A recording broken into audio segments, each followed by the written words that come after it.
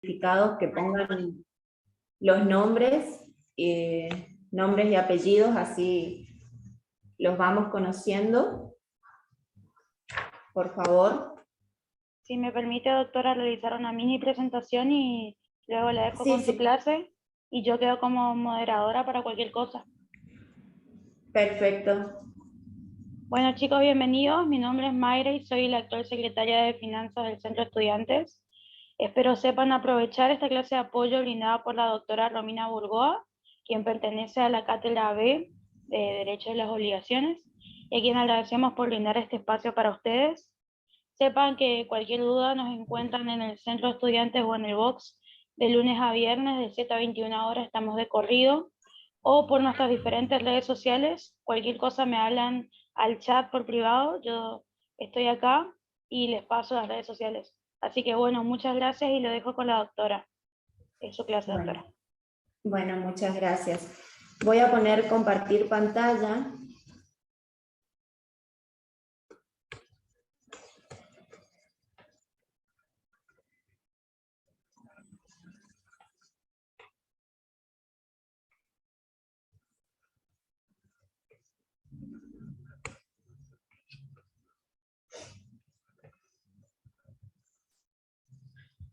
Bueno, la idea de esta clase es un poco repasar los conceptos que yo entiendo que ustedes ya los conocen, que ustedes ya los han estudiado porque piensan rendir libre la asignatura, algunos han recursado quizás, así que bueno, esta es una clase con una idea por lo menos de mi parte, veremos ahora cómo lo vamos desarrollando con preguntas de parte de ustedes, pero en la cual yo pretendo por lo menos hacer un contenido global de la asignatura, hablarles de lo que es, de alguna manera, derecho de las obligaciones, de la importancia que tiene el derecho de las obligaciones para la carrera que ustedes están haciendo, para el ejercicio profesional el día de mañana, cuando ejerzan esta profesión que han elegido, en el rol que les toque.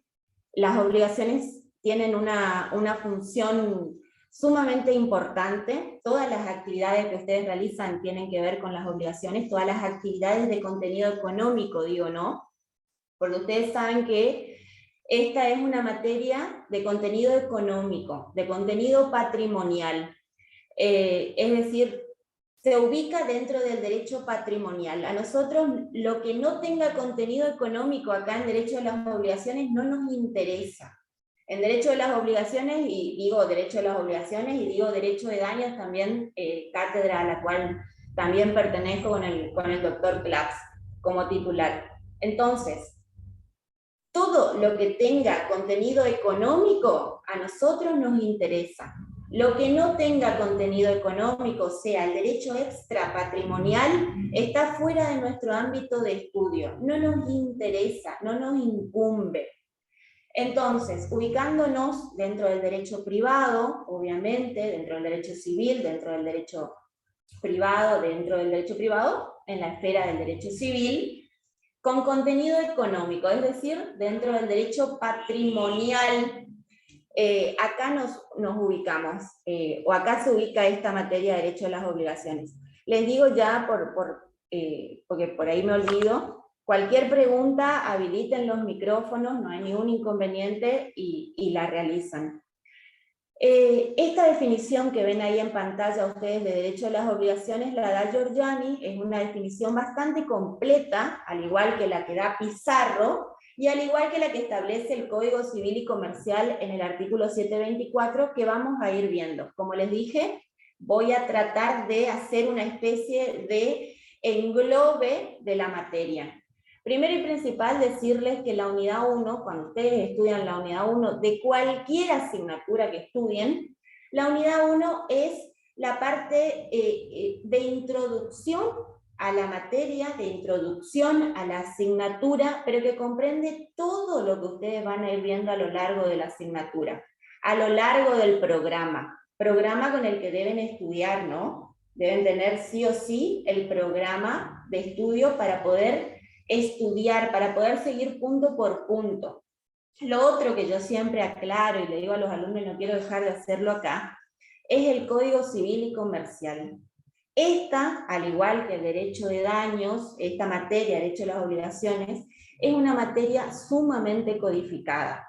Ustedes tienen la ventaja de tener el Código Civil y Comercial hoy en día con definiciones, con conceptos que el Código de Vélez no tenía.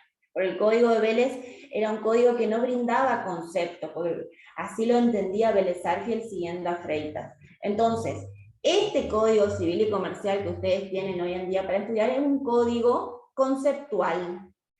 La definición de derecho de las obligaciones está en el 724, ya vamos a ir viendo.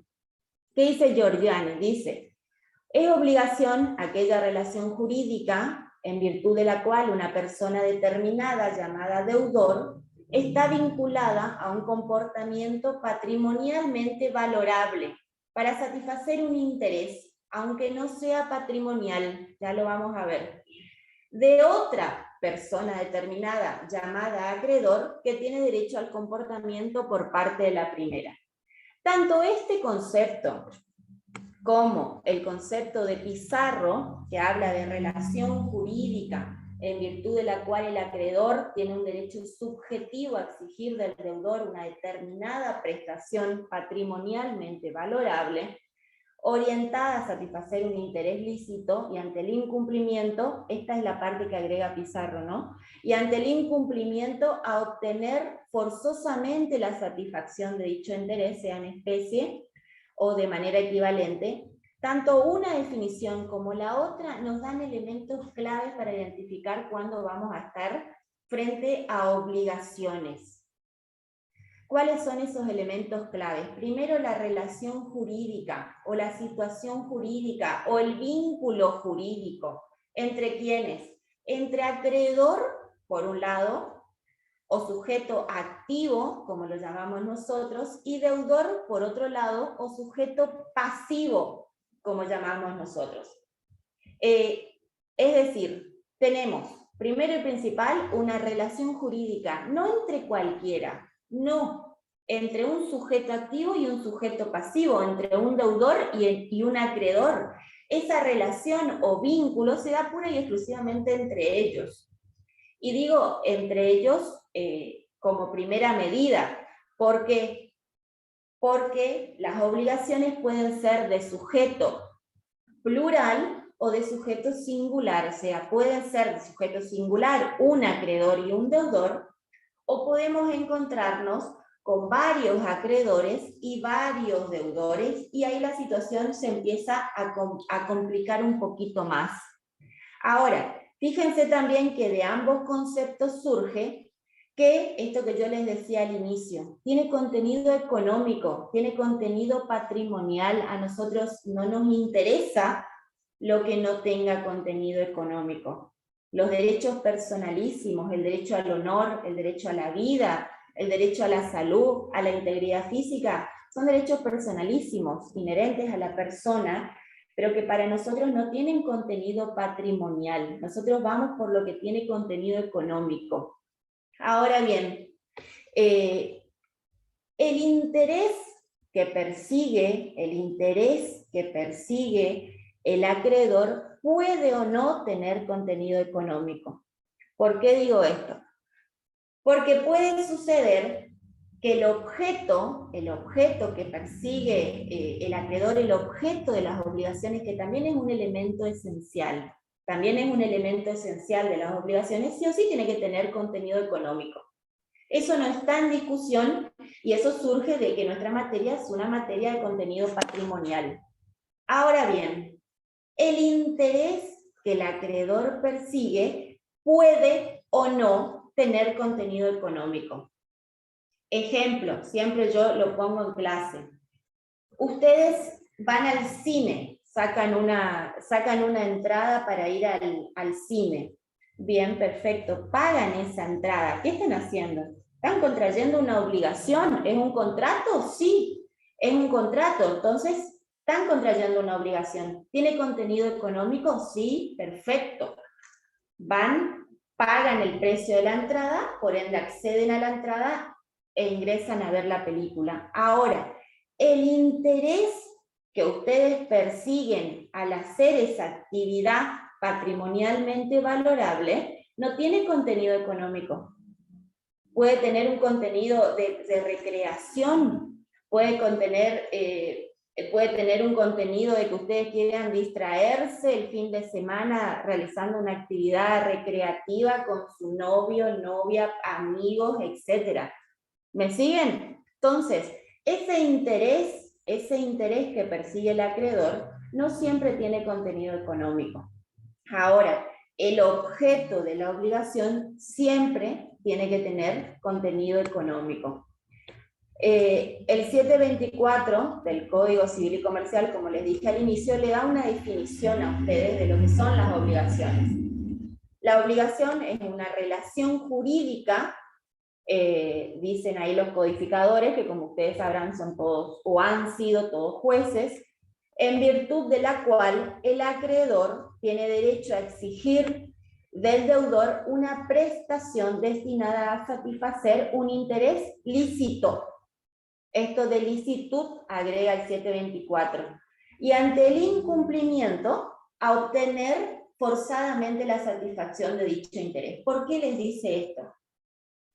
Les dije hoy, tenemos sujeto activo o acreedor, tenemos sujeto pasivo o deudor, tenemos un objeto que tiene que tener contenido económico, tenemos un vínculo jurídico o relación jurídica, ya vamos a ver que también tenemos una causa, con el fin de que la obligación nazca, con el fin de contraer esa obligación. Ahora, toda obligación, eso lo digo acá y lo voy a explicar ahora más, nace para ser cumplida. Ninguna obligación se crea por el mero hecho de crearse, por el mero hecho de nacer.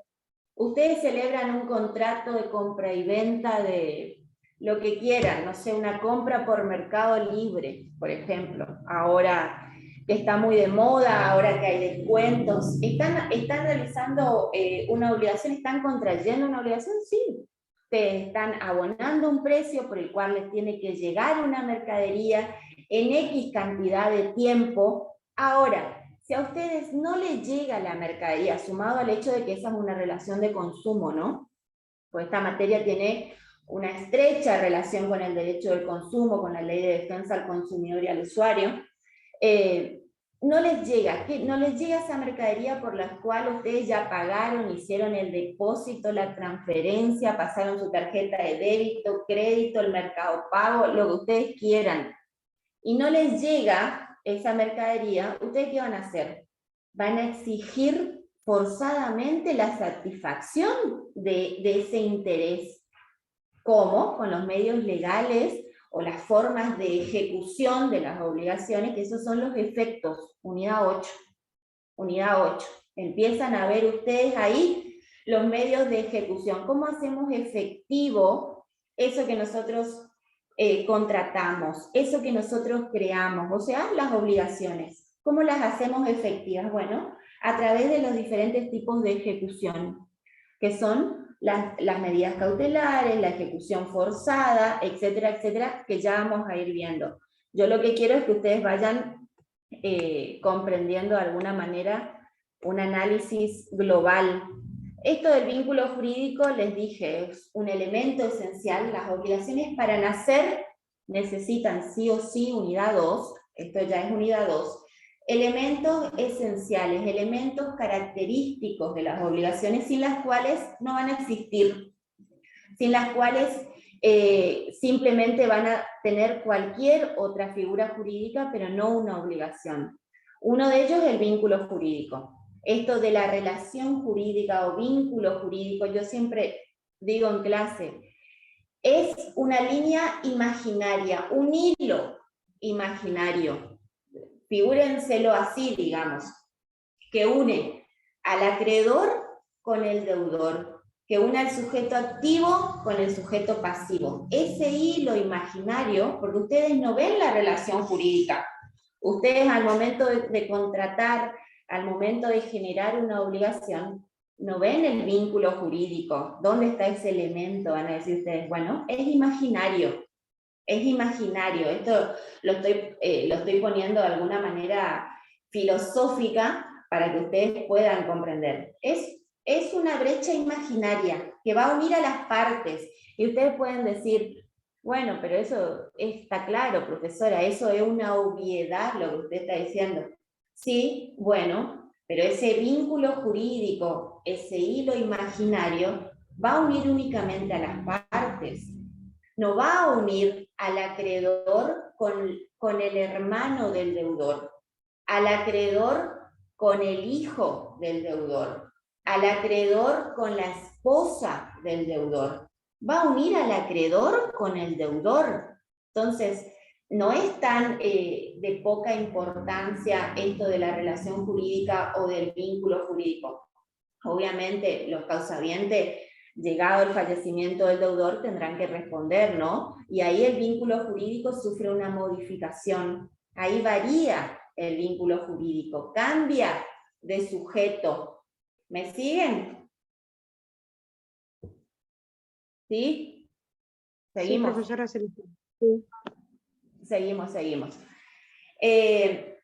Bueno, los otros elementos esenciales. El vínculo jurídico es uno de ellos, acreedor es otro de los elementos esenciales. Cuando hablamos de acreedor y deudor, hablamos de sujetos. Los sujetos tienen que tener primero y principal capacidad, yo ya lo entiendo por sabido, entiendo que ustedes saben, cuando hablo de capacidad de derecho, ¿no? Deben tener capacidad, deben ser distintos. Sí o sí, acreedor y deudor deben ser dos personas distintas. Si acreedor y deudor se juntan en una misma persona, o sea, si la figura del acreedor y el deudor se juntan en una misma persona, la obligación se va a extinguir. ¿Por qué se va a extinguir? Por confusión.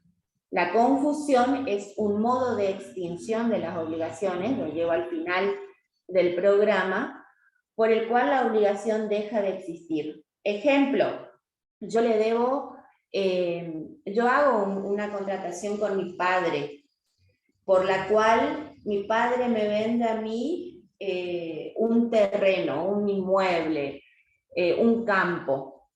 Perfecto, ¿en cuántas cuotas? En 18 cuotas, ningún problema. Yo empiezo a pagar a mi padre, o sea, yo como sujeto pasivo o deudor empiezo a pagar a mi padre va a ser acreedor o sujeto activo, efectivamente me entrega la llave del inmueble, empezamos a hacer los trámites correspondientes a la escritura pública. Fíjense cómo yo los estoy relacionando con obligaciones de dar cosas ciertas.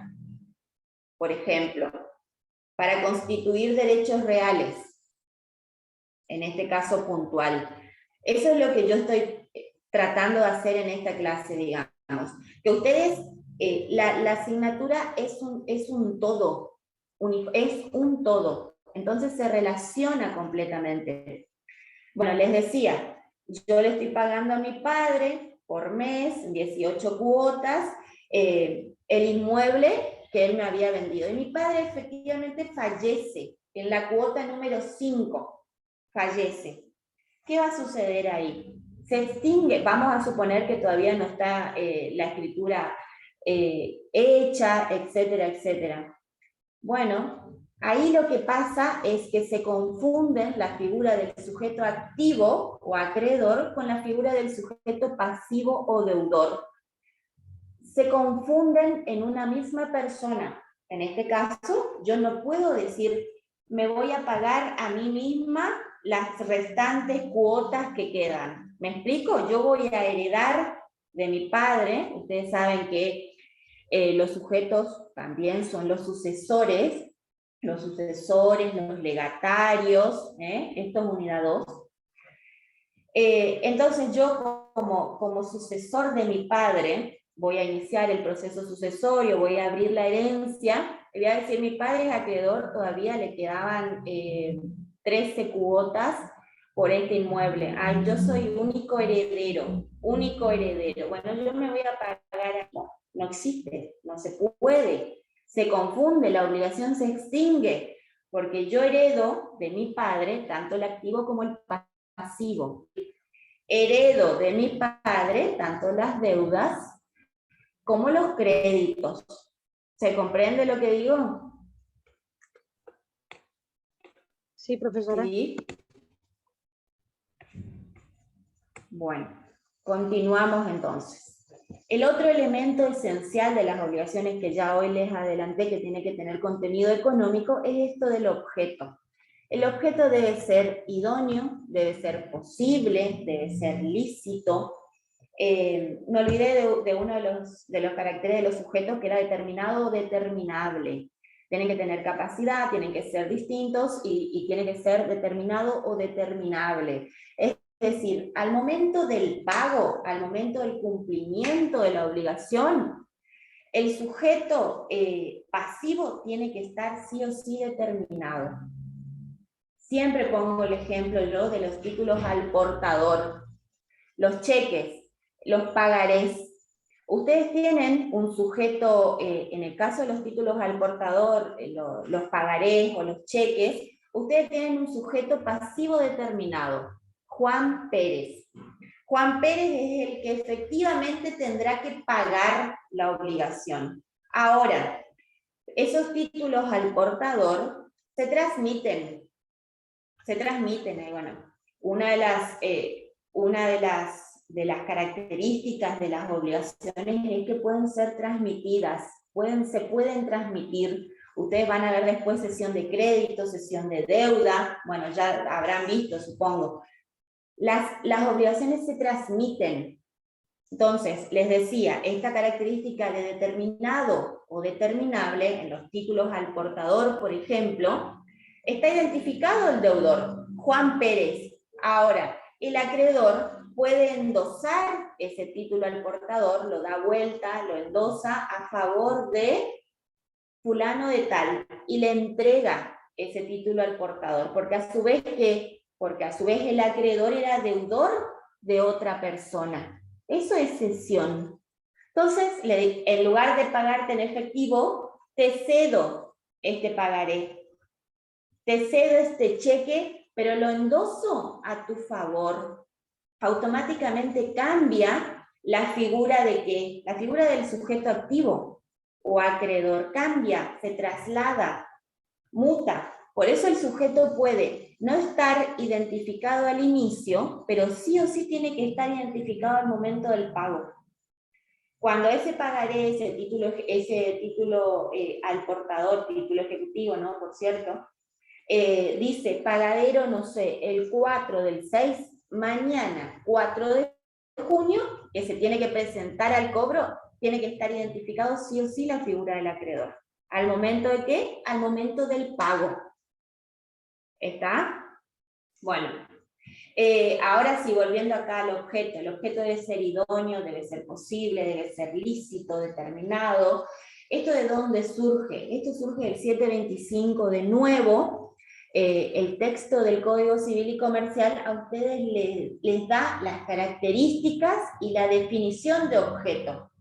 Material y jurídicamente posible, lícito, determinado, determinable, susceptible de valoración económica, porque recuerden que estamos dentro del derecho patrimonial y debe corresponder a un interés patrimonial o extrapatrimonial.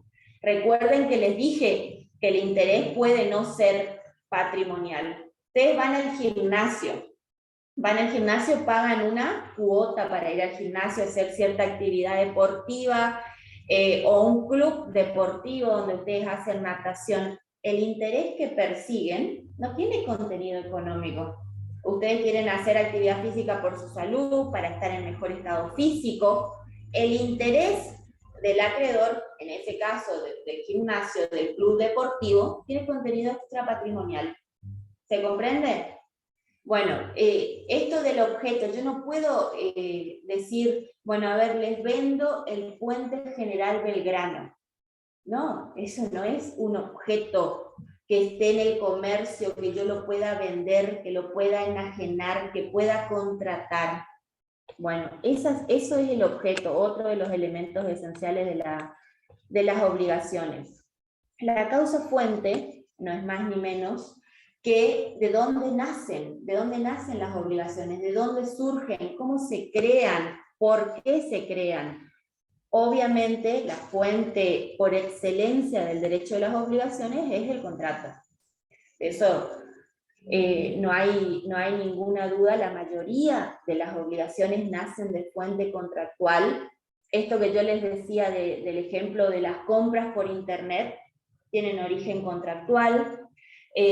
Ustedes toman un transporte público, están con la tarjeta SUBE y demás, realizando un contrato por el cual ustedes dentro de ese transporte público y durante el trayecto que dure el mismo, cualquier eventualidad que sufran, cualquier accidente que sufran, debe ser objeto de esta materia, del derecho civil, del derecho de las obligaciones y del derecho de daños después oportunamente. O sea, yo lo que quiero es que comprendan cuál es el fin de esta materia, que está en todos los ámbitos de la vida cotidiana, o en la mayoría de ellos que tengan contenido económico, esta materia está presente. Y la causa fuente es justamente eso. Primero y principal surge el 726, la tienen de nuevo ustedes incorporadas en el Código Civil y Comercial, con esto que les dije que es esta una materia codificada y que es un código totalmente conceptual. Les dice causa, no hay obligación sin causa, es decir, sin que derive de algún hecho idóneo para producirla, de conformidad con el ordenamiento jurídico. Ahora, ¿el contrato es la única causa fuente? No, tenemos varias. Contrato, cuasicontrato, delito, cuasidelito. La responsabilidad civil es hoy en día una fuente importantísima del derecho de las obligaciones.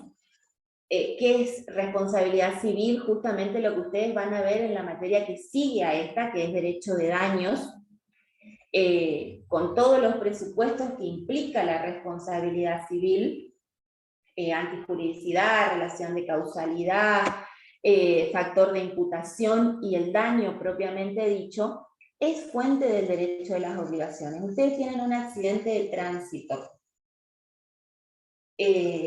por ejemplo, o tienen un accidente dentro de, se me ocurre ahora, dentro de un supermercado. Están haciendo compras y tienen un accidente dentro de un supermercado. ¿Hay una relación contractual? Sí, claro que sí. Además, hay una relación de consumo.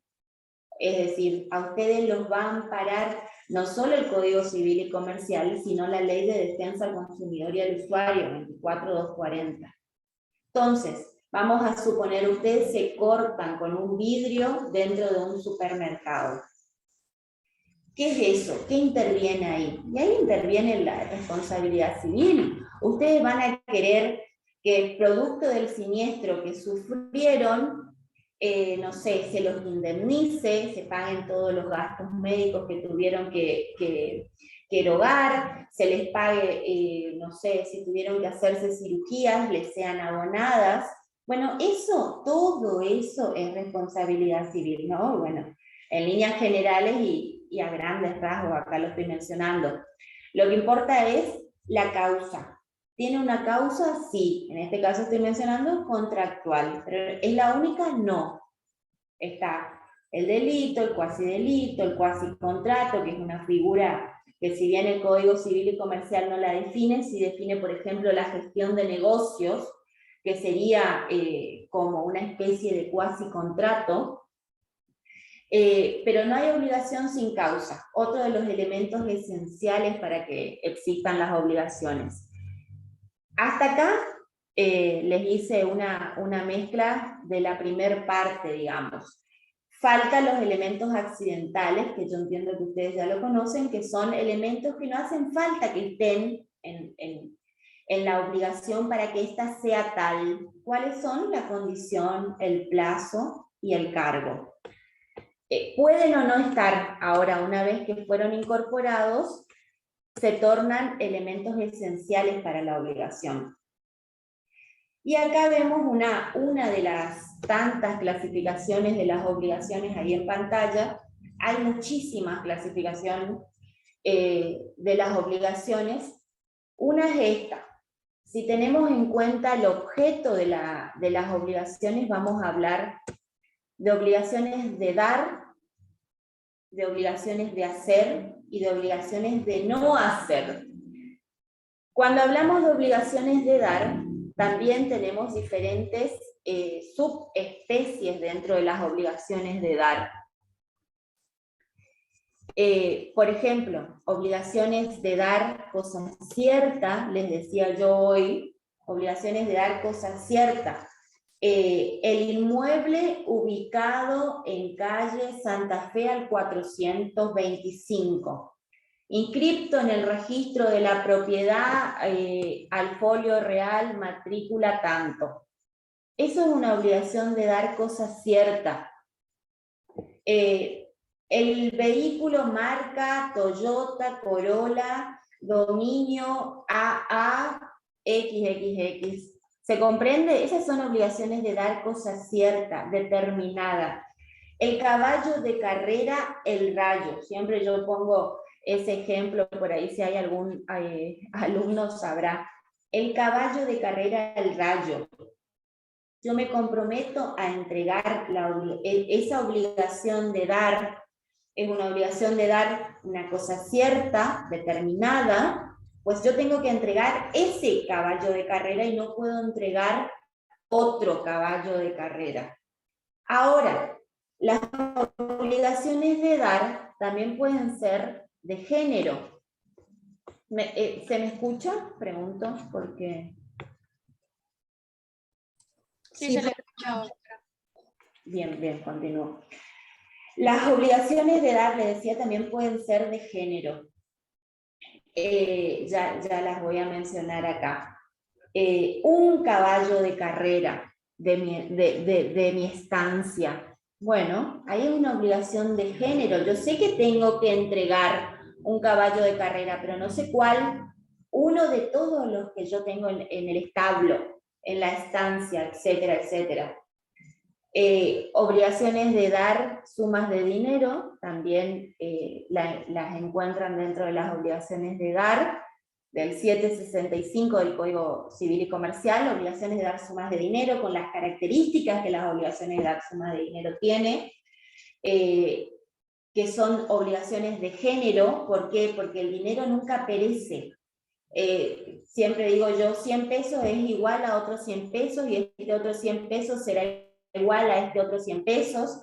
Entonces el género nunca perece, con toda la implicancia que tienen y la complejidad que por ahí tienen las obligaciones de dar sumas de dinero. Y después encontramos, de nuevo, teniendo en cuenta el objeto de las obligaciones de hacer y las obligaciones de no hacer. Las obligaciones de hacer determinada conducta, de realizar determinado acto. Nosotros los abogados realizamos obligaciones de hacer, prestamos un servicio determinado, realizamos una obligación de medios, dentro de lo que es las obligaciones de hacer, una obligación de medios, no una obligación de resultado. Nosotros no garantizamos un resultado salvo determinados trabajos. No sé, les encargan a ustedes la redacción de un contrato de locación, por ejemplo, se me ocurre. Bueno, bien, en ese caso es una obligación de hacer, de resultado específica. Yo tengo que redactar el contrato de locación, lo haré firmar por los contratantes y la tarea se termina. Ahora, las obligaciones de hacer de medios, por lo general las que realizamos nosotros los profesionales de la abogacía, lo mismo los médicos, lo mismo los arquitectos, los ingenieros, es una obligación de hacer de medios y por ende que no garantiza un resultado concreto. ¿Qué garantiza? Todo el esmero posible en alcanzar ese resultado, con una conducta diligente, una conducta profesional acorde, pero no podemos garantizar un resultado. Uno siempre le dice al cliente, Yo puedo iniciar el juicio, en mi caso, un juicio civil o un juicio laboral, puedo iniciar el juicio, pero yo no puedo bajo ningún punto de vista garantizarle que usted va a ganar ese juicio. Esa es la tarea nuestra. ¿Es una obligación? Sí. ¿De qué? De hacer. ¿De qué tipo? De medios. No garantizamos un resultado. Si estamos garantizando un resultado en un pleito en el cual ustedes tengan en cuenta la disputa depende de un tercero imparcial, que es el juez, estamos mintiendo. Vamos a estar garantizando algo que está fuera de nuestro alcance. Sí podemos poner toda nuestra diligencia debida para la obtención de ese fin, pero nunca podemos garantizarlo.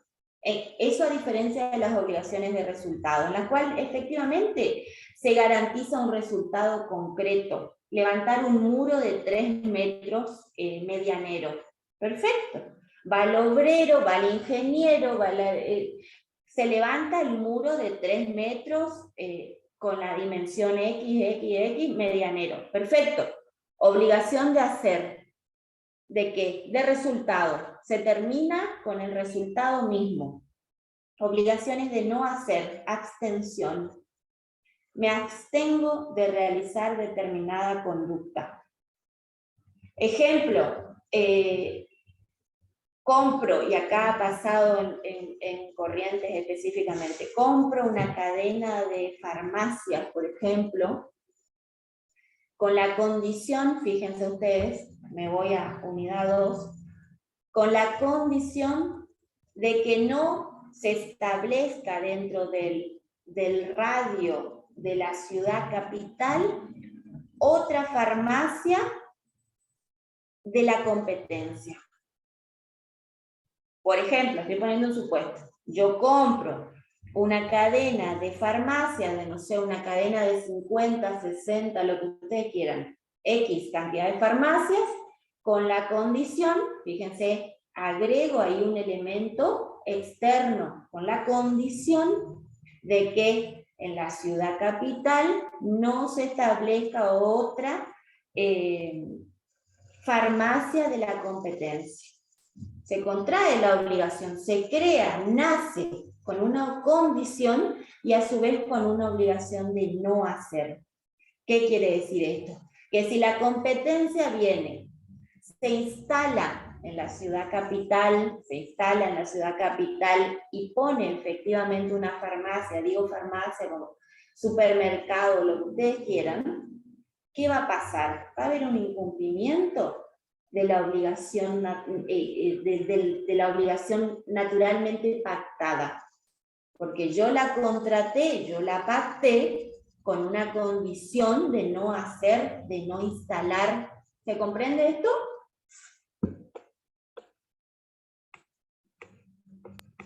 Sí, profesora. Bueno. Buen día, profe, buenas tardes. Le pregunto, porque eso sería, por ejemplo, contraer con el Estado la obligación. ¿Cómo contraer con el Estado? No, entre particulares. Entre particulares nomás, o sea que una vez que uno hace esa obligación ya no puede haber otra farmacia.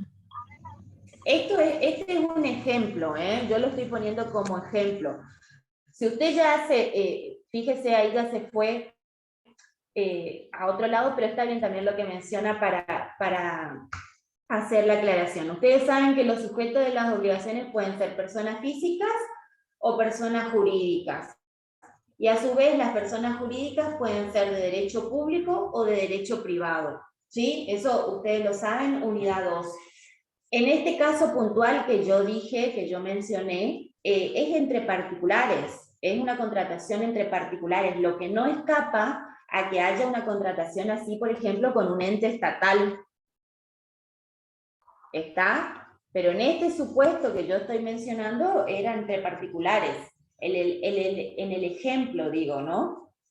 Pero lo que no escapa, vuelvo a decir, de que puede haber una contratación de esas características con el Estado municipal, con el Estado provincial. ¿Me siguen?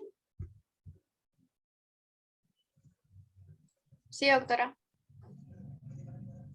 ¿Se comprende? O sea, los sujetos, esto es unidad 2, pueden ser personas físicas o humanas, como dice el código, o personas jurídicas. Y las personas jurídicas, recuerden ustedes, por derecho privado, pueden ser de derecho público o de derecho privado. La Iglesia Católica ¿es o no es un sujeto de derecho de las obligaciones? Sí, el Estado nacional, el Estado provincial, el Estado municipal, y eso es de derecho público. ¿Se comprende? Una sociedad, ustedes contratan, vamos a este ejemplo y viene bien lo que mencionaba la compañera para traerlo acá.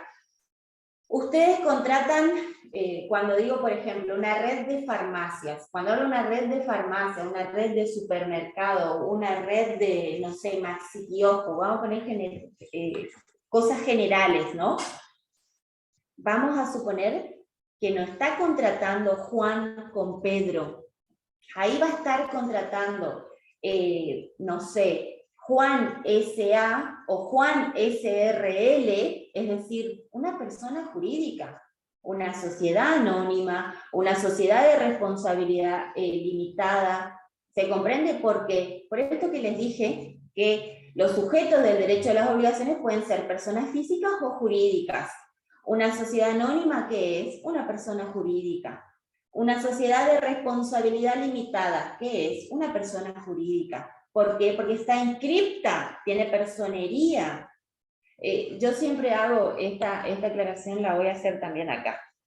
Ustedes tienen un documento nacional de identidad. Eso los identifica a ustedes en el registro nacional de las personas civiles, en el registro civil de las personas. Ahora, los inmuebles también tienen una inscripción. ¿Dónde está ese DNI, le digo yo, de los inmuebles? Esa inscripción, ese folio real, esa matrícula que individualiza el inmueble. En el registro de la propiedad inmueble. ¿Qué sucede con los automotores? Con las embarcaciones, es decir, con los bienes muebles registrables. También están inscritos. ¿Dónde? En sus respectivos registros. El registro de la propiedad automotor, que también le da esa identificación a la cosa mueble registrable. En el registro, les dije embarcación, en el registro respectivo de embarcaciones.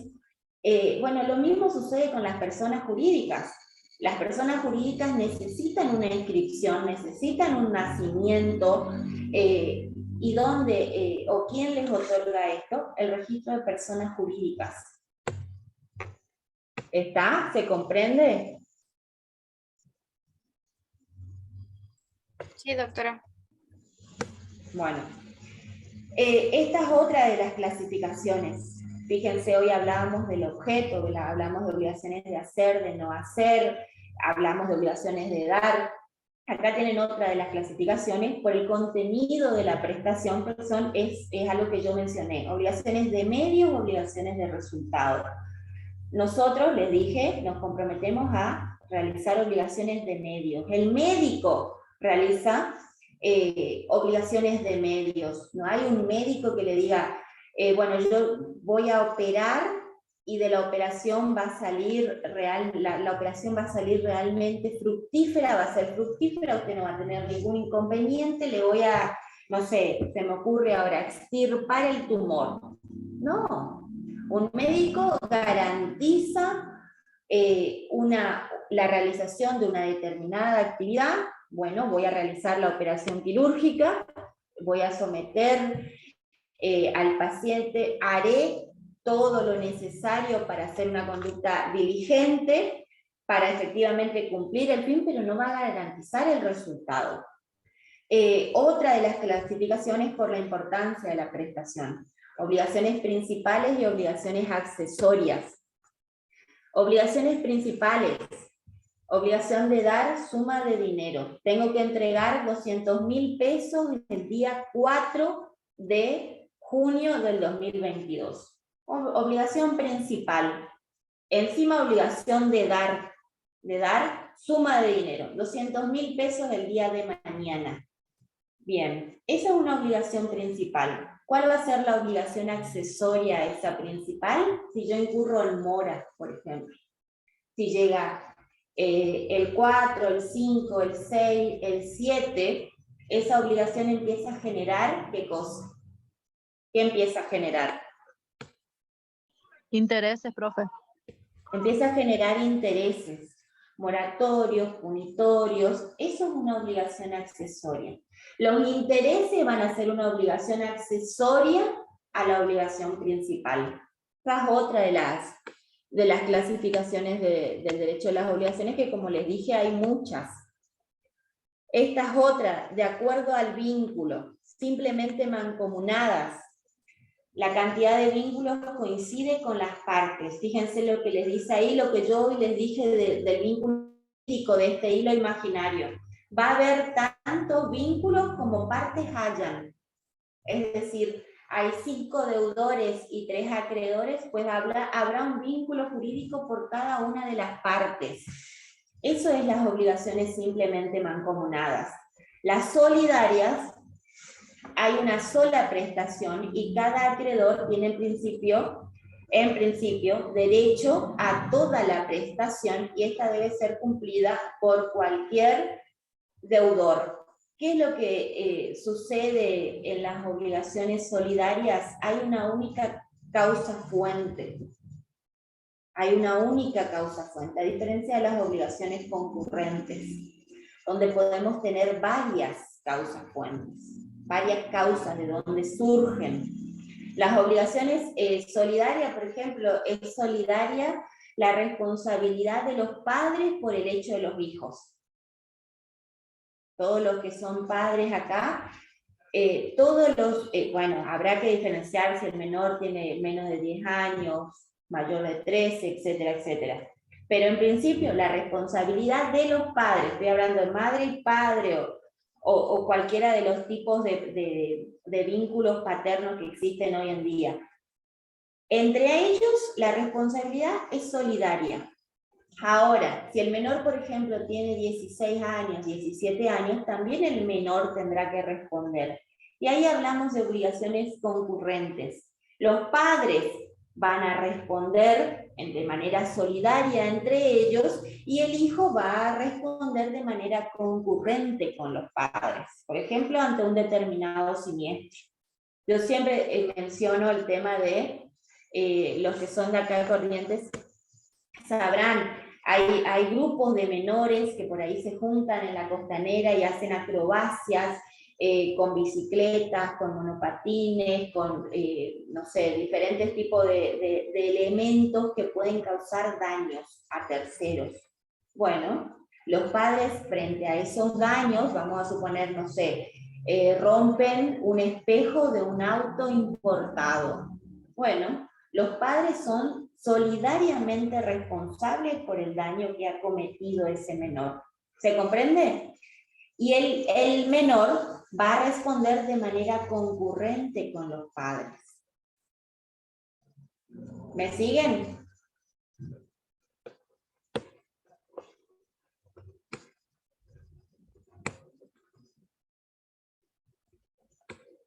Bueno, yo doy por sentado que se comprende. Sí, ahora la seguimos. Sí, profesora. Bueno, por el número de sujetos, obligaciones de sujetos singulares y obligaciones de sujetos plurales, yo esto hoy les mencioné. Puede haber un solo acreedor y un solo deudor, pueden haber varios deudores y varios acreedores, y ahí por lo general la cuestión se torna un poco más compleja. Obligaciones divisibles e indivisibles. Divisibles, las obligaciones de dar suma de dinero. El dinero, una de las características es justamente esto de que es divisible. Yo puedo dividir el dinero. Ahora, obligación indivisible, entregarle el auto modelo Toyota Corolla dominio XXX. Eso es una obligación indivisible, de dar cosa cierta determinada, porque yo no puedo dividir el vehículo sin dañar su valor económico, sin perjudicar su valor intrínseco. Esas son obligaciones indivisibles. Bueno, esto de las obligaciones de dar, ya les dije, dar cosas ciertas para constituir derechos reales, lo mencioné, de género, de dar una cosa cierta, de dar sumas de dinero del 765, de dar para restituir, y voy a entrar acá, brevemente, para no extenderme tanto, que tiene que ver con los efectos. Les dije hoy que las obligaciones nacen para ser cumplidas. ¿Qué es lo que buscan las partes al momento de contratar? Y el acreedor va a buscar que la obligación se cumpla. ¿Cuál es el medio normal de extinción de las obligaciones? El pago. El pago es el medio normal de extinción de las obligaciones. El acreedor va a buscar eso, va a buscar que la obligación efectivamente se cumpla. Y el deudor va a buscar liberarse. El deudor no va a querer estar atado de por vida a la voluntad del acreedor. Ningún deudor va a querer estar atado de por vida. El deudor quiere salir de esa obligación, quiere cumplir con la obligación. Y bueno, para llegar a ese fin, fíjense cómo estamos recorriendo toda la asignatura. Para llegar a ese fin, lo ideal es que el deudor de manera voluntaria cumpla al momento del pago, en el momento efectivo del pago. Llámese pago por cumplimiento, cuando digo pago digo cumplimiento de la obligación, ya sea de hacer, de dar, de no hacer, cumplimiento efectivo, porque el deudor se quiere liberar, les dije, no quiere estar atado de por vida a la voluntad del acreedor que sabe que en cualquier momento puede ejecutar. Ahora, si eso no sucede, si el deudor no cumple, por las razones que sean, el acreedor puede exigir forzosamente el cumplimiento de la obligación. ¿Cómo? Y a través de los diferentes medios de ejecución. Entre ellos, esto de las sanciones conminatorias o astreintes, que son sanciones económicas, que tienen por finalidad hacer efectivas las decisiones judiciales. A través de estas astreintes o de estas sanciones conminatorias, a través de medidas cautelares, también el acreedor puede hacer efectivo el cumplimiento de la obligación, a través del embargo, a través de la inhibición general de vender y gravar bienes, a través de la anotación de litis, a través de diferentes tipos de medidas cautelares. Las astreintes no son una medida cautelar, lo menciono acá como efectos de las obligaciones, pero las astreintes son sanciones económicas, sanciones conminatorias, que los jueces pueden imponer, siempre las imponen los jueces, es decir, ya tiene que estar judicializada la cuestión, fíjense, ya debe estar la obligación como ustedes la conocieron, ya tuvo que haberse llevado a los estrados de tribunales, y los jueces ante ciertos supuestos pueden aplicar estas sanciones conminatorias. Las otras medidas, esto de los efectos de las obligaciones, de la ejecución forzada, específica de la ejecución forzada por otro, todo surge del 730, lo aclaro ya. Y llegamos a esto de los diferentes tipos de medios de tutela de créditos. Entre ellos, les adelanté hoy, las medidas cautelares. Les dije el embargo, la inhibición general de vender y gravar bienes, el secuestro es otra medida cautelar, la anotación de litis es otra medida cautelar. ¿Todo para qué? Para llegar al cumplimiento de la obligación.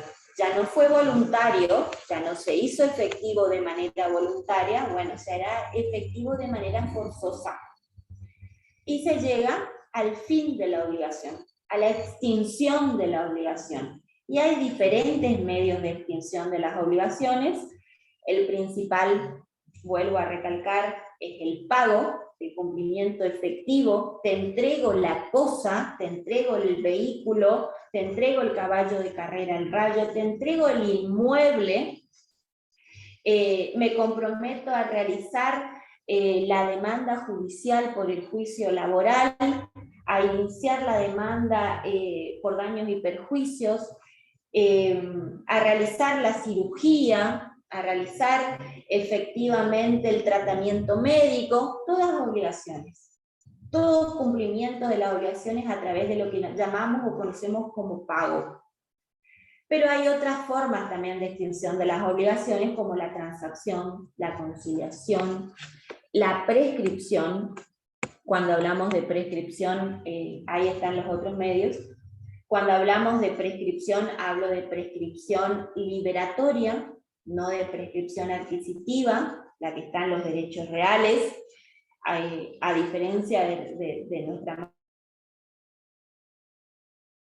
no la prescripción adquisitiva, que es propia de los derechos reales. Como les dije, también los derechos reales tienen contenido económico, son derechos patrimoniales, por eso ustedes lo ven en la unidad 1, y empiezan a ver las diferencias entre los derechos personales, que son los derechos de las obligaciones, que si bien son de contenido económico, son derechos personales, porque hay una persona frente a otra persona, un acreedor frente a un deudor.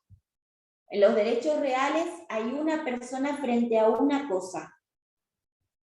No hay una persona frente a otra persona, como en los derechos personales, en los derechos de las obligaciones. Y bueno, les decía, la prescripción es otra de las formas de extinción de las obligaciones, que es cuando el acreedor deja transcurrir el tiempo que establece la propia ley, ¿no? La propia ley establece los plazos de prescripción de las obligaciones. En el 2532 al 2564. Tenemos un límite de tiempo por el cual podemos exigir el cumplimiento forzoso de la obligación. Pasado ese límite de tiempo que establece el mismo texto legal, la obligación va a estar prescripta.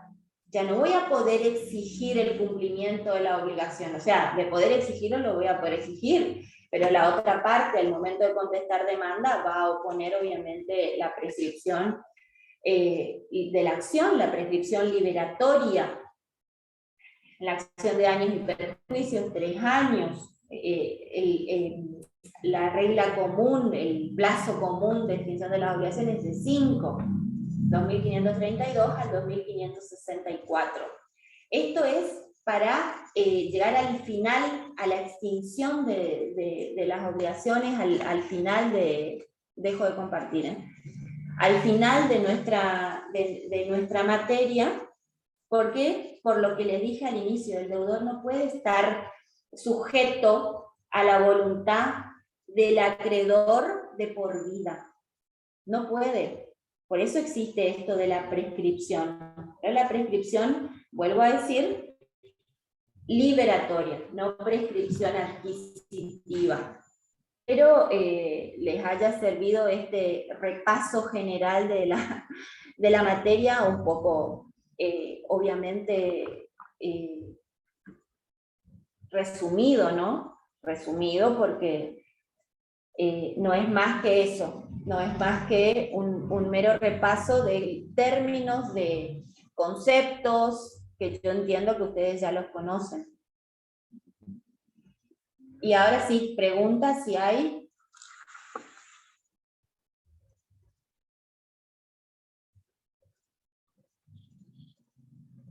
Profe, yo le quiero preguntar, ya sé que un poco tarde, pero no me termina de cerrar, si bien lo sé el concepto, pero no me termina de cerrar en el ejemplo las obligaciones mancomunadas.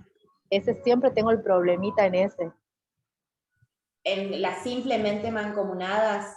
Sí. O sea, yo el concepto lo sé, pero cuando lo tendría que pasar a un ejemplo, ahí se me complica. Está bien.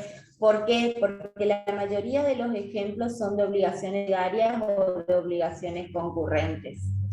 Por eso el ejemplo por ahí es complejo en las obligaciones simplemente mancomunadas, pero pueden crearse obligaciones simplemente mancomunadas. Ahora, no es la regla, no es lo normal, pero siguen estando en el código. ¿Cuál es lo normal o lo que ustedes van a ir viendo?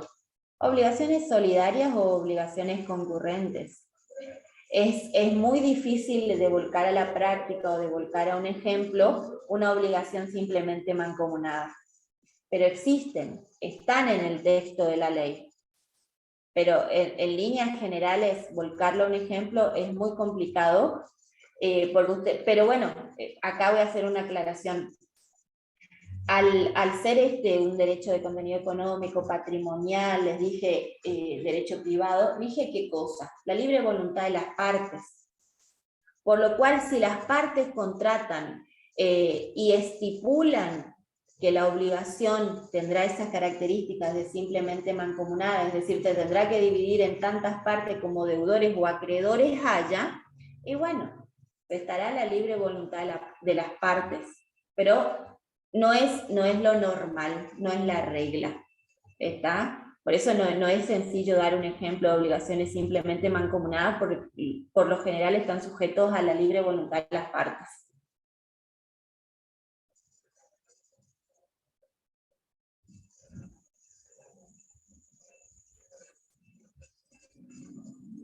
¿Alguna pregunta más?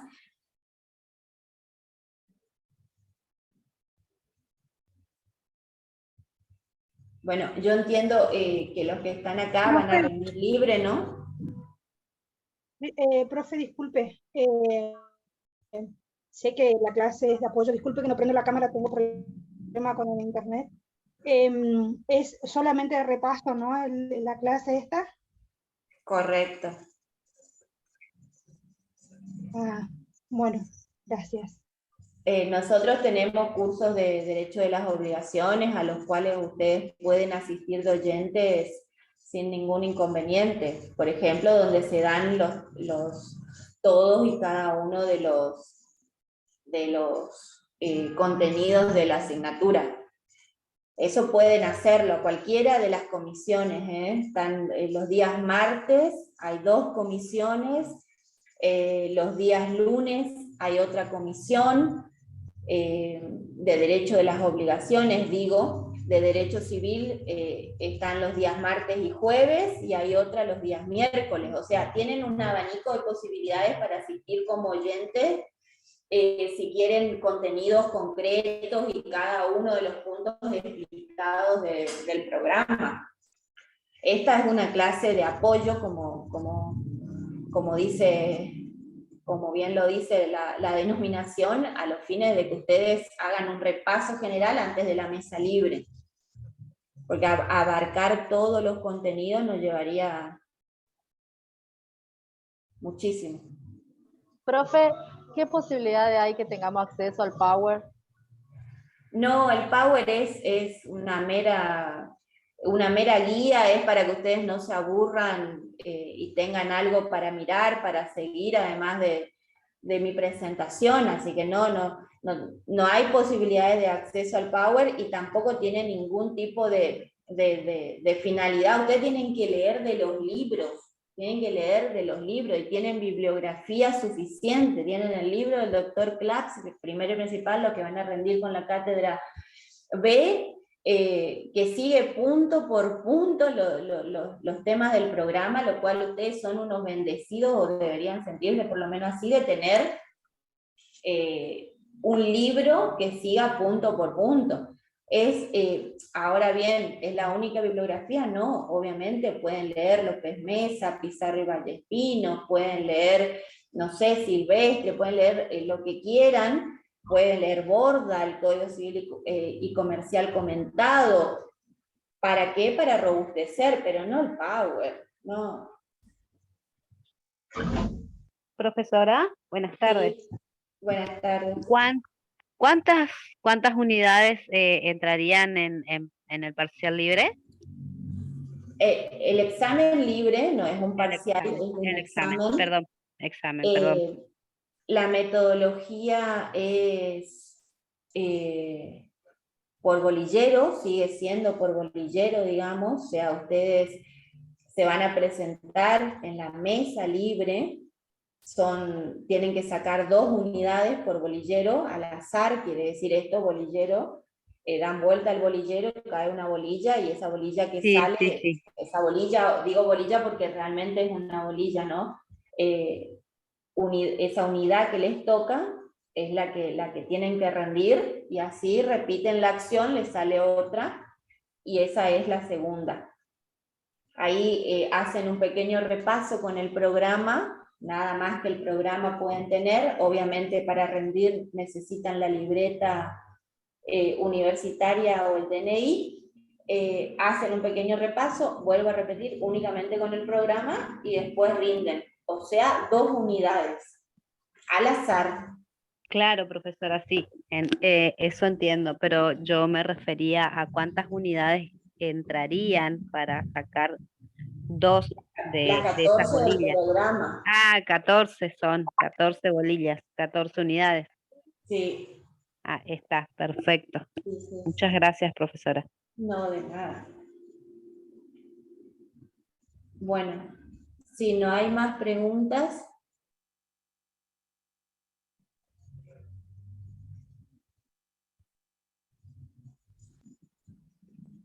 No, profe, yo entendí mal, nomás pensé que nosotros íbamos, como tú, no tuvimos clase varios días en nosotros, entonces pensé que esta era una clase que íbamos a tener A normal, pero recuperar, claro. Yo también claro, pensé que yo me equivoqué, disculpo. Por eso pregunté si era una clase práctica nomás, porque pensé que íbamos a adelantar porque ya perdimos muchas clases. Sí, esta que pasó fue Sí, asueto sí, en sí, sí. realidad. Ajá. Correcto. No se preocupe que ya vamos a recuperar todos los contenidos que vamos a dar. Bueno. Así que quédese tranquila en ese sentido, pero bueno, el martes fue asueto Excepcional. por vuelo de una profesora, correcto. Ujú. Bueno, gracias. Igual No. estuvo buena la clase. sí, profe, está bueno para seguir afirmando conceptos, ¿verdad? Bueno. Espero que los que rindan libre les sirva o les haya servido.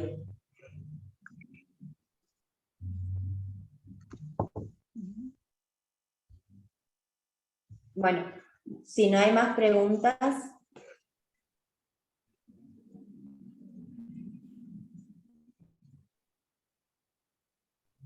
Damos por finalizar la clase entonces, doctora, si no hay más dudas.